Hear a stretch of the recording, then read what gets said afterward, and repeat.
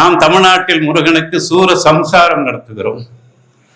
ஆனால் பாலக்காட்டில் அந்த மலையாள அந்த மக்கள் முருகனை வழிபடுகிற அந்த சூர சம்ஹாரம் என்பதற்கு இன்னும் தூய தமிழில் சூரன் போர் என்று வைத்திருக்கிறார்.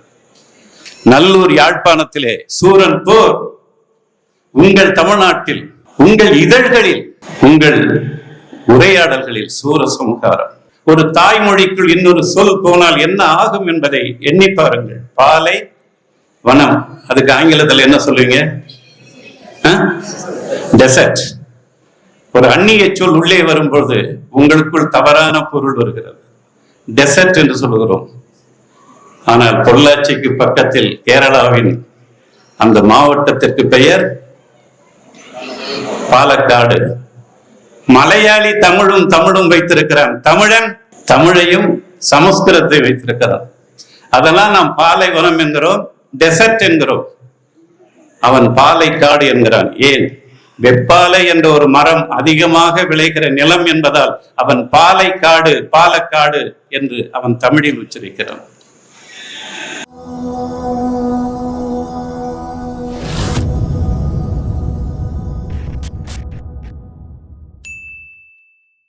இந்த இசம் அந்த இசம் இல்லை. தமிழ் தமிழ் தமிழ் தமிழ் இனம் தமிழ் இனம்.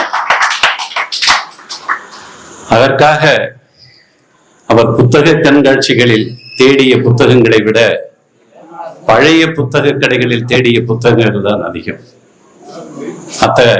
புத்தக அந்த தேடலில் எனக்கும் அவர் சங்க இலக்கிய பழைய நூல்களை எல்லாம் தேடி தேடி கொண்டு வந்து கொடுக்கின்ற ஒரு வரலாற்றின் தாயாக தேடலராக அவர் வாழ்ந்த வரலாற்றின் ஒரு தொகுப்பின் அடையாளம்தான் தெற்கின் புத்தர்.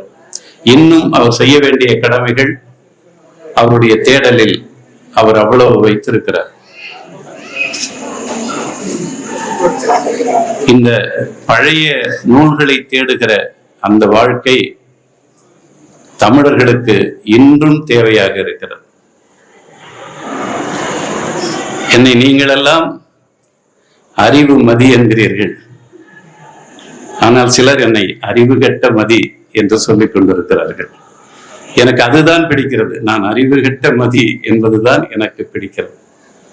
காரணம், நான் ஒரு அக்ரஹாரத்தில் பிறந்த அறிவுமதி. என்னுடைய ஊரின் பெயர் சு கீணனூர். இதை வாணியம்பாடி தமிழ்ச்சங்கத்தில் நான் பேசிய பேச்சில் சில வரலாற்றின் உண்மைகளை அந்த ஒலி அலையில் நறுக்கிவிட்டு அவர்களுக்கு வேண்டிய பகுதியை மட்டும் உங்களிடம் காட்டி நான் ஒரு இனத்தை இரக்கமில்லாமல் திட்டுகிறவனாக என்னை பதிவு செய்கிற காட்சிகள் நடந்து கொண்டிருக்கின்றன. அந்த வரலாறு உங்களுக்கும் தெரியும். தெரியாமல் இங்கே நீங்கள் வரவில்லை. எல்லோருக்கும் விபத்து மயிரிழையில் நடக்கும், நமக்கு மட்டும்தான் நூலிழையில். அந்த நூலிழையின் வலிதான் இந்த 600-700 பக்கத்தினுடைய வலி வலி வலி. சு கீணனூர் என்றால் என்ன என்று தான் நான் பேசினேன். சு என்றால் சுதேத்திரிய கிராமம். சுதேத்திரிய கிராமம் என்றால் யாரோ இந்த நூலர்களுக்கு கொடுத்த ஒரு வாழ்விடம், ஒரு அக்ரஹாரம். அந்த சுதேத்திரியம் என்பதற்கு அதிலே எங்கள் முன்னோர்களை அவர்கள் என்ன செய்தார்கள் என்பதைத்தான் நான் பேசினேன்.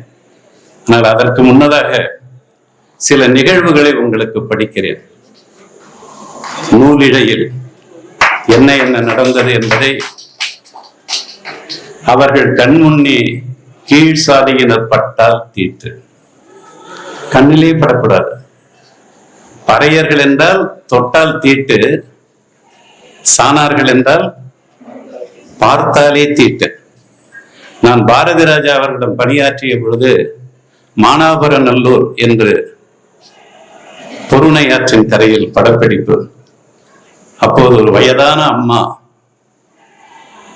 ஆடு வைத்துக் கொண்டிருந்தார்கள். நான் படப்பிடிப்பின் ஓய்வில் அவரிடம் பேச்சு கொடுத்தேன். அப்போது அவர்கள் சொன்னார்கள், தம்பி, எங்க காலத்துல இந்த மொட்டை அடிச்ச அந்த அம்மாக்கள் ஆத்துக்கு குளிக்க போவாங்க. போகும்போது அவங்க கையில ஒரு குச்சி இருக்கும். அந்த குச்சை தரையில தட்டிக்கிட்டே ஒத்து ஒத்து ஒத்து ஒத்து ஒத்து ஒத்து அப்படின்னு அவங்க சொல்லிட்டு போவாங்க. அந்த சத்தம் கேட்டா நாங்க செடியிலையும் மரத்துலையும் பதுக்கிடுப்பா, எங்களை பார்த்தாலே அவங்களுக்கு தீட்டான் என்று ஒரு அம்மா சொன்னது என் வரலாற்று ஆவணம், என் கள ஆய்வில் கிடைத்த உண்மை. அதை நான் சொல்லாம, என் தமிழனுக்கு சொல்லாம நான் எப்படிடா சமூக நீதியை பற்றி பேச முடியும்? அததான் சொல்றாரு. இங்க பதிவு இருக்கு. இந்த புத்தகத்தை நீங்க இன்னைக்கு வர்றதுக்குள்ள அவ்வளவு விற்பனை ஆயிருக்குங்கிறது எனக்கு மகிழ்ச்சி. சீர், உன்னுடைய அந்த முயற்சி இன்னும் இன்னும் வெல்லட்டும்.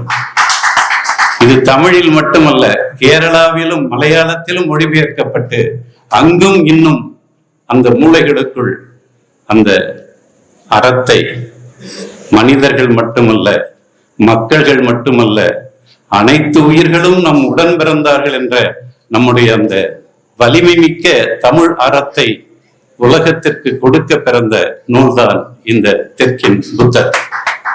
அதுல இன்னும் சொல்லுகிறார், பெண்கள் தண்ணீர் குடத்தை இடையில் வைத்து சுமந்து செல்லக்கூடாது. புரிகிறதா?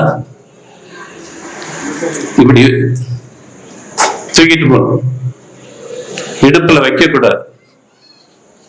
இந்த கொடுமையில இப்ப நினைச்சு பாருங்க, உங்க மகளுக்கு இப்படி செஞ்சா பாருங்க, ஒத்துப்பீங்களா? நம்ம தாத்தா ஒத்துக்கிட்டு இருந்தான், நம்ம பாட்டன் ஒத்துக்கிட்டு இருந்தான், நம்ம பாட்டி ஒத்துக்கிட்டு இருந்தான், அவதானே சுமந்தா. அந்த வலியை நாம் இப்போது மீட்டு கொடுக்காமல் இந்த தமிழ்நாட்டை மீட்க முடியாது என்பதை நீங்கள் உணர்ந்து கொள்ள வேண்டும். எந்த சூழலில் நீங்கள் அமர்ந்திருக்கிறீர்கள்? சிரிப்பதற்காக பல மேடைகள் இருக்கலாம், பட்டிமன்றங்கள் நடத்துவதற்காக பல மேடைகள் இருக்கலாம். ஆனால் இந்த நூல்களை போன்ற அந்த அறிவு செவ்வகத்தை சேர்த்து கொடுக்கக்கூடிய இந்த மேடைகள் தான் ஐயா நாளைய விடியலுக்கு உங்களுக்கு விதை போடும். காலணி அணியவும் அனுமதி மறுக்கப்பட்டது. ஆத்து மணல காலில் செருப்பு இல்லாம கடந்திருக்கீங்களா? நான் சின்ன பையனை கடந்திருக்கிறேன். அப்ப கூட நான் மேல போட்டிருந்த சட்டையை கழட்டி அதுல கொஞ்சம் தூரம் நின்றுட்டு அப்புறம் கடந்த பையன் நான். என் பாட்டன் சுடுமணலில் நடக்க வைக்கப்பட்டிருக்கான். செருப்பு போடக்கூடாது அவனுடைய தெருவில். கீழ் சாதியினரான நீச சாதியினர் பெரும் தெய்வங்களை வணங்கவும் அக்கோயில்களுக்குள் நுழையவும் தடை விதிக்கப்பட்டது. அதிலிருந்து பிறந்தவன் தான் நாராயணகுரு. இதுல கூட பாருங்க, நம்ம தெய்வங்களை எல்லாம் சிறு தெய்வங்கள் என்கிறான். சரிதானே? அவன் தெய்வம் எல்லாம் பெருந்தெய்வம்ங்கிறான். நம்மளுடைய கூலங்கள் வரகு, திணை, சாமை, கேழ்வரகு, அதுக்கெல்லாம் இப்ப என்ன பேரு? சிறு தானியம் இல்லையா? கூலம், கூல வணிகனார், சிறு கூலம். இன்பம், வள்ளுவனால் பேரின்பமாக சொல்லப்பட்ட இன்பம் சிற்றின்பம். அதை விட உலகத்தில் என்னடா பேரின்பம் இருக்கிறது? அடுத்த உயிரை பெற்றுக் கொடுக்கிற இன்பம் தானடா உலகத்தில் பேரின்பம்.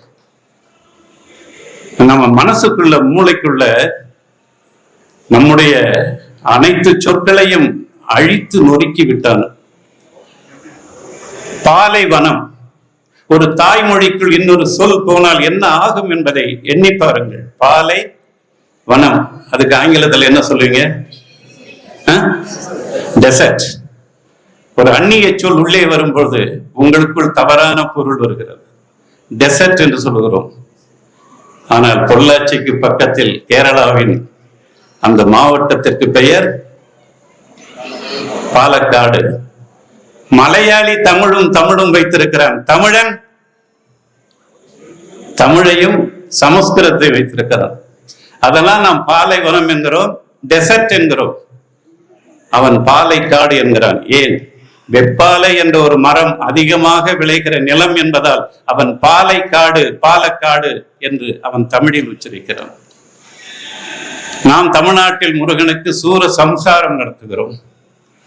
ஆனால் பாலக்காட்டில் அந்த மலையால அந்த மக்கள் முருகனை வழிபடுகிற அந்த சூர சம்ஹாரம் என்பதற்கு இன்னும் தூய தமிழில் சூரன் போர் என்று வைத்திருக்கிறார். நல்லூர் யாழ்ப்பாணத்திலே சூரன் போர். உங்கள் தமிழ்நாட்டில் உங்கள் இதழ்களில் உங்கள் உரையாடல்களில் சூர சம்ஹாரம்.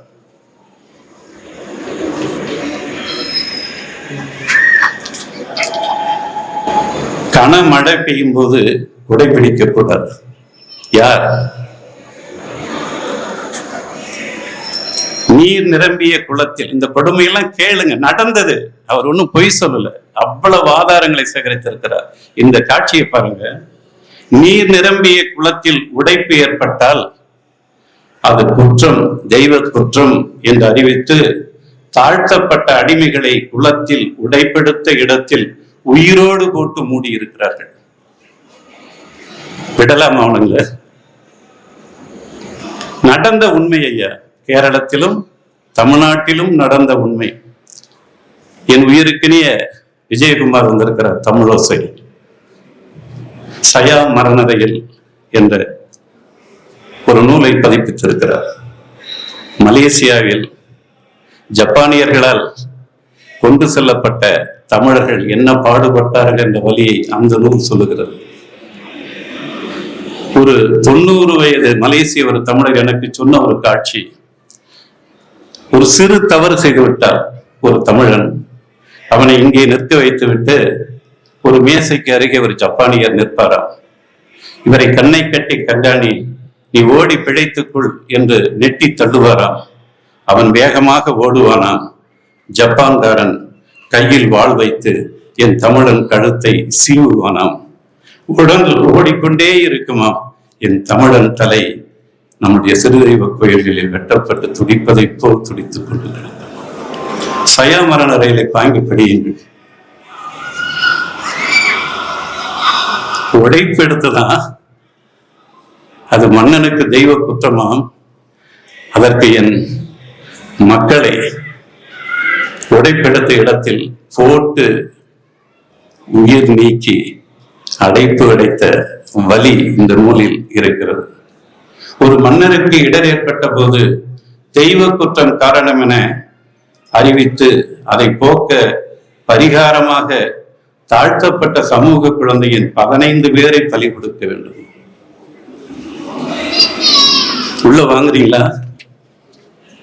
அப்பதான் இந்த புத்தகத்தை வாங்க முடியும்.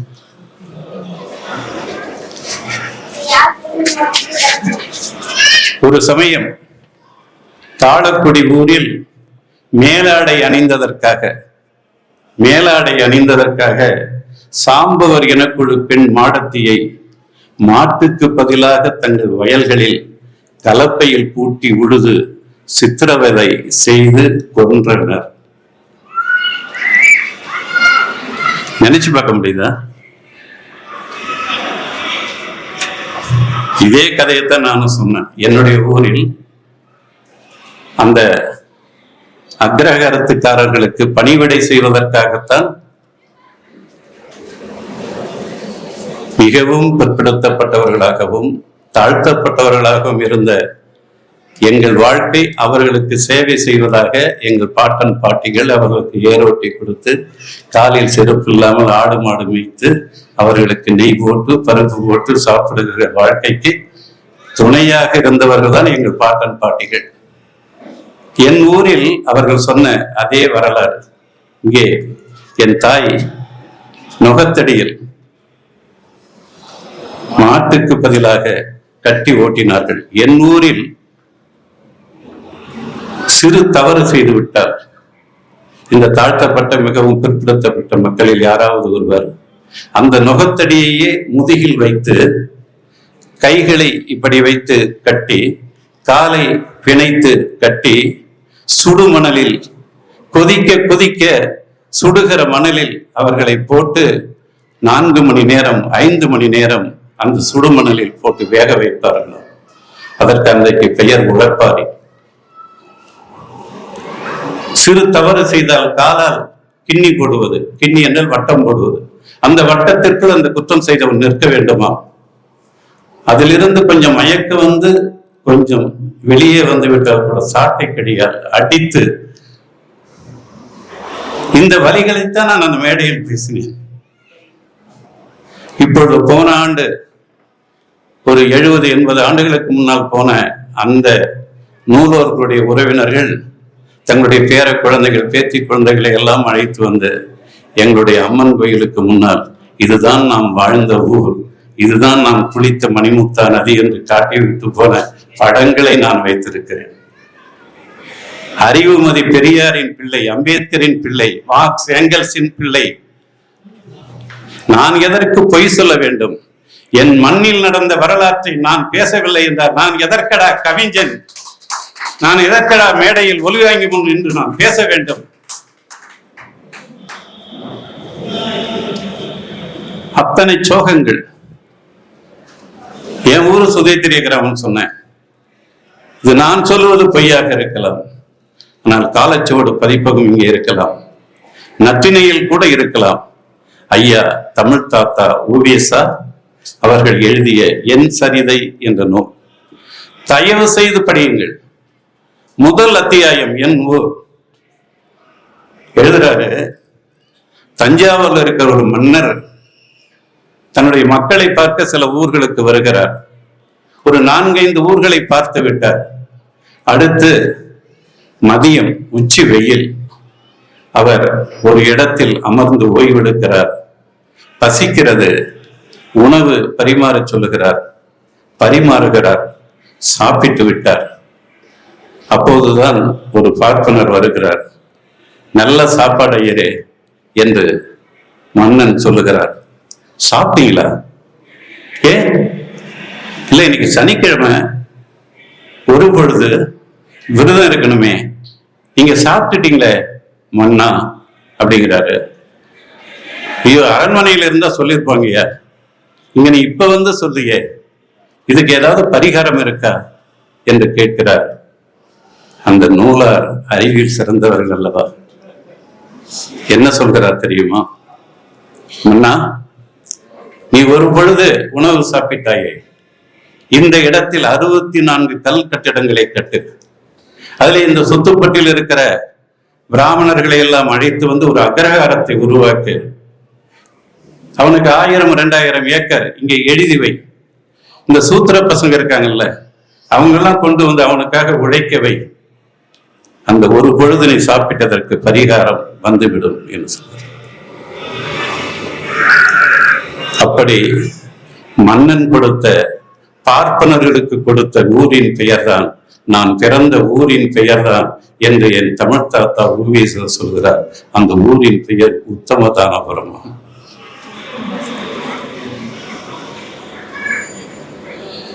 இந்த வழியெல்லாம் நாங்க சொல்லாம யாருக்கிட்டடா சொல்ல முடியும்? யாருகிட்ட சொல்ல முடியும்? என் தமிழகிட்ட தான் சொல்ல முடியும்.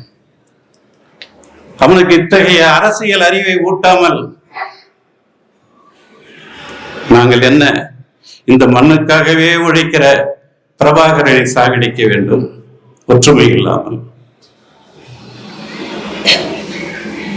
முற்றும் முடிந்ததாய் நினையாதே, முத்து மூட்டிய நெருப்பு அணையாதே என்று எழுதினேன். முத்து யாருன்னு உங்களுக்கு தெரியுமா? முத்துக்குமார். அவன் எங்கே பிறந்தான்? ஐயாவின் அந்த இனக்குழு வளையத்திற்குள் தான் ஐயா அவனும் பிறந்தான். காமராசர் ஐயா பிறந்தார். அந்த தூய மண்ணில் தான் அவனும் பிறந்தான்.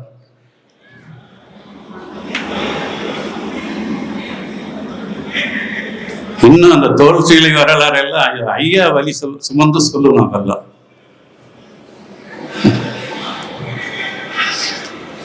நம்ம பாமரன் சொன்னார்ல, பல்பு. அந்த பல்பு நாராயண குருவை ஒரு ஆன்மீக முழுமையாளராக ஆக இருந்த அவரை தந்தை பெரியாரின் பக்கமாக சமூக பார்வையில் திருப்பியது பல்பு. கோயில்களை கட்டியது போதும், அதில் என்ன செய்தாய்? அவனுடைய பெருங்கடவுள்களை, உனக்கு ஒரு பெருங்கடவுள் இருந்தால் நான் ஒரு பெருங்கடவுள்களை உருவாக்கி என் தாழ்த்தப்பட்ட மக்களுக்குள் இருக்கிற தாழ்வு மனப்பான்மையை நீக்கி உனக்கும் எனக்கும் சமம் என்ற ஆன்மீக வழி நான் நிரூபிக்கிறேன் என்பதற்காகத்தான் அவர் அந்த பெருங்கோயில்களை கட்டத் தொடங்கினார். பல்பு அதை பார்த்தார். ஆனால் அது ஆன்மீகத்தின் வழி போனால் நாளை என்ன செய்வார்கள்? இந்த நாராயண குருவை புரட்சியாளனாக சொல்ல மாட்டார்கள். இந்த நாராயண குருவை சமூக சீர்திருத்தவாதியாக சொல்ல மாட்டார்கள். அவரையும் ஒரு கடவுளாக்குவார்கள். அந்த கடவுளாக்கி அவனை ஒரு மதத்தின் அடையாளத்தில் அவன் சாயத்தை மாற்றுவார்கள். அதன் அடுத்து அந்த மாநிலத்தின் மக்களுக்குள் தேவையற்ற ஒரு வாழ்வை அழிக்கின்ற மறுபடியுமான அந்த 100 அரசியல் உள்ளே வருவதற்கு நாராயணகுருவை பயன்படுத்துவார்கள் என்று விழிப்போடு இருந்தவர் பல்பு. குமாரநாசன் அந்த படித்தாரே, அவர் படிக்க எவ்வளவு வேதனைப்பட்டார் என்பதை படித்து படித்து நான் முந்தா நாள் அழுதிருக்கிறேன். சின்ன சின்ன கல்வி அசைவுகளில் கூட அவரை படிக்க விடவில்லை. மருத்துவ கல்வி படிக்க அதற்குள்ளும் திருவனந்தபுரத்தில் படிக்க வாய்ப்பில்லை. சென்னையிலே போய் அங்கேதான் படிக்கிறார். இதற்குள் இன்னொன்று கதையை சொல்ல வேண்டும். ஓமந்தூரார் என்ற ஒரு முதலமைச்சர் இருந்தார், கேள்விப்பட்டிருக்கிறீர்களா? அவர் முதலமைச்சராக ஆன அந்த சூழலில் அவருடைய மனைவி இறந்து விடுகிறார். ஒரே ஒரு பையன் ஓமந்தூரா ராமசாமி அவர்களுக்கு படிக்க அனுப்புகிறார். எங்கே? வாவேசு ஐயர் என்ற ஒரு சுதந்திர போராட்ட வீரர். சுதந்திர போராட்ட வீரரில் அவர் எந்த அப்பழுக்கும் சொல்ல முடியாது. அவர் சேரன் மாதேவியில் ஒரு ஆசிரமம், குலக்கல்வி இல்ல ஒரு ஆசிரமம்.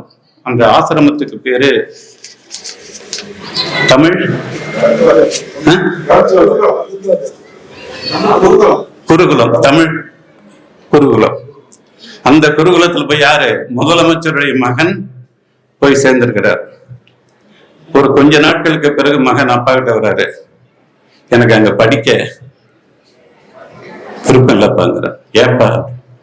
இல்லப்பா, அவங்க நூல் போட்ட பசங்களை எல்லாம் தனியா உட்கார வச்சு சாப்பாடு போடுறாங்கப்பா, எங்களெல்லாம் தனியா உட்கார வச்சு சாப்பாடு போடுறாங்கப்பா, நாங்க 2 பேரும் ஒரே கல்வி தானப்பா படிக்கிறோம், எங்களுக்குள்ள என்னப்பா வேறுபாடு என்று அவன் சொல்லுகிறான். இதனை ஐயா கிட்ட சொல்லு என்ற பொழுது அந்த பையன் தந்தை பெரியாரிடம் சொல்கிறான். தந்தை பெரியார் ராஜாஜியிடம் சொல்லுகிறார். ராஜாஜி கேட்டு பார்க்கிறார். முடியாது, சனாதனம் வர்ணாசிரமம் அந்த கொள்கைப்படிதான் நான் நடப்பேன், நான் 2 பேரையும் பிரித்துத்தான் நான் பந்தி வைப்பேன் என்று சொல்லுகிறார். அந்த பையன் அங்கே படிக்க விருப்பம் இல்லை. எனக்கு அங்கே படிக்க விருப்பம் இல்லை அப்பா என்று ஒரு புரட்சிக்காரனாக அந்த சிறுவன் அப்பாவிடம் சொல்கிறார். காந்திக்கும் போகிறது இது, இன்னும் காந்திக்கும் போகுது. காந்தியும் சொல்றாரு, அப்பயும் கேட்கல. அந்த பையன் ஒசூர் பக்கத்தில் இருக்கிற ஒரு குருகுலத்தில் சேர்க்கிறார்கள். அங்கே நன்றாக படிக்கிறான். நந்திகில் சென்ற ஒரு நந்திமலை, அங்கே சுற்றுலாவிற்கு அழைத்து போகிற குழந்தைகளில் ஓமந்தூரார் பையனும் ஒருவன். சுற்றுலா முடித்து விட்டு கீழே வந்த பையன் ஒரு நச்சு சுரத்தோடு கீழே இறங்குகிறான். பெங்களூரிலே அவனுக்கு மருத்துவம் பார்க்கப்படுகிறது. பையன் இல்லை, பையன் இறந்து விடுகிறான். இங்கே பாமரன் சொல்லும் போது அந்த அடக்கம் செய்வதற்கு போகாத அந்த ஒரு கதையை சொன்னார். அதே கதை தானைய ஓமந்தூராருடைய கதை. பையன் இறந்து விட்டான். முதலமைச்சருக்கு செய்தி வருகிறது. அந்த முதலமைச்சர் அன்று என்று சொன்னான் தெரியுமா? எனக்கு மக்களின் பணி இருக்கிறது, எனக்கு நிறைய கோப்புகள் பார்க்க வேண்டிய பணி இருக்கிறது என்று சொல்லி தன் உடன் பிறந்தானை அனுப்பி நீ போய் இறுதிச் சடங்கு முடித்து விட்டு வா என்கிறான். உடன் பிறந்தான் போய் எரித்து விட்டு அந்த சாம்பல் பொட்டலத்தை கொண்டு வந்து இந்தா உன் மகன் என்று நீட்டினான். நீட்டியது ஓமந்தூராருடைய உடன் பிறந்தான் கையல்ல, வர்ணாசிரமத்தின் கொலைக்கரம் என்பதை உணர்ந்து கொள்ளுங்கள். கல்வி மறுக்கப்பட்ட வரலாற்றை பற்றி மட்டும் பேசினால் அது தமிழன் இழந்த ஒரு முழு புத்தகத்தை நமக்கு தர முடியும். 1000 குறைபாடுகள் இருக்கலாம், ஆனால் தமிழர்களுக்குள் இந்த தேவை. நம்மை யாரோ ஒருவன் எங்கோ இருந்து கொண்டு நம்முடைய அனைவரையும் ஒற்றுமை இல்லாமல் நம் இனக்குழுக்களை பிளவுபடுத்தி அப்பனும் மகனும் கட்டி பிடித்து புரள்கிறார்கள். இன்னொரு நாள் வந்து கட்டி தழுவுகிறார்கள். இன்னொரு இடத்தில் 5 கூறு 6 கூறு ஒரு இனக்குழுவில், இன்னொரு இடத்தில் 5 கூறு 6 கூறு ஒரு இனக்குழுவில். என்ன நடக்கும் இந்த தமிழ்நாட்டில் இப்படி இருந்தால்? அனைத்து இனக்குழுக்களும் தங்களுடைய சுயநலத்தை மறந்த தலைவர்களை தேர்ந்தெடுத்து நாங்கள் அனைவரும் ஒட்டுமொத்த தமிழர்கள், உலக தமிழர்கள் என்று நீங்கள் ஒற்றுமையாகாமல் இந்த தமிழ்நாடு ஒரு நல்ல அரசியலை, ஒரு நல்ல தலைவனை காண முடியாது. அந்த நல்ல தலைவனை உருவாக்குவதற்கான ஒரு நல்ல நூல்தான் தெற்கின் புத்தர். அதற்குள் இன்னும் இன்னும் இன்னும் எவ்வளவோ பேசலாம்.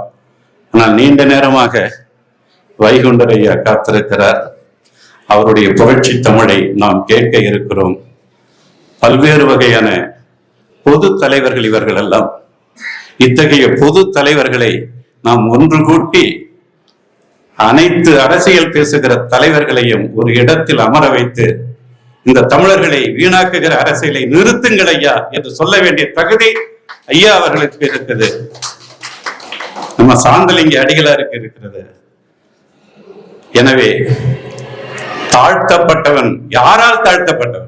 பிற்படுத்தப்பட்டவன் யாரால் பிற்படுத்தப்பட்டவன்? மிகவும் பிற்படுத்தப்பட்டவன் யாரால் மிகவும் பிற்படுத்தப்பட்டவன்? அந்த கேள்விக்கு பதில் தேடுங்கள். தமிழ்நாட்டின் அரசியல் வெல்லும். நன்றி, வணக்கம்.